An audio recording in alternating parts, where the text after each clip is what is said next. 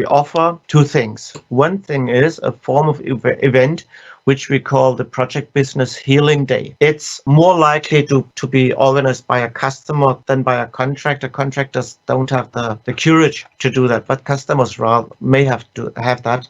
They invite their contractors to a meeting. They talk about the problems they have together. We have a day, that the plan is a day, normally is about 4 to 6 hours. And there is a person in there as a moderator who helps these organizations identify the causes of the conflicts. All these organizations, contractors, customers, subcontractors, and so on, they all have a joint goal. They have a joint objective in a project, and that's having a great project. Their understanding what a great project is may differ a bit, but generally there is a joint understanding here. So we try to identify the little misunderstandings, the little conflicts that are in this project, so that they can come together. It's a bit like family therapy.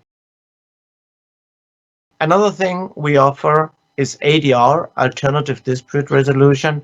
So we have people who can help with mediation, with arbitration. They help the organizations to find solutions for their conflicts. With the main goal that we typically have is allow the project to go on and allow the project to be successful.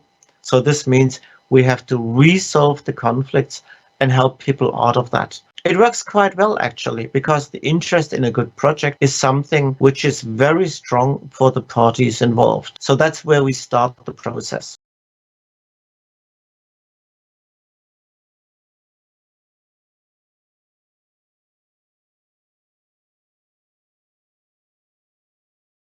So we are looking now at this business situation from the contractor side. The first thing is identify all those points where your income, the ability to send invoices to the customer and get them paid, where your income depends on activities of the customer. This is something typically overlooked.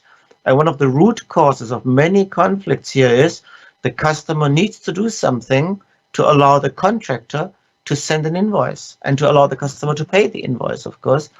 And this is not done now. So identify these root causes and make sure that you are in a situation that your income stream does not depend too much on the customer's work, because it may not be bad will, it may just be other priorities or whatever the reason is. So that's one of the things you need to do. And that's a very, very common scenario I see, that no one asks what happens if the customer does not meet his or her obligations from the contract. The other thing is, again, something like a business healing day, where we bring people together, where we talk about what happens in these conflicts, where we raise a degree of empathy by both parties. They have to understand each other. You want them to work together. You want them to work together as friends, maybe. So they need to develop empathy. That's what we do in these healing days. So in the end, two recommendations again.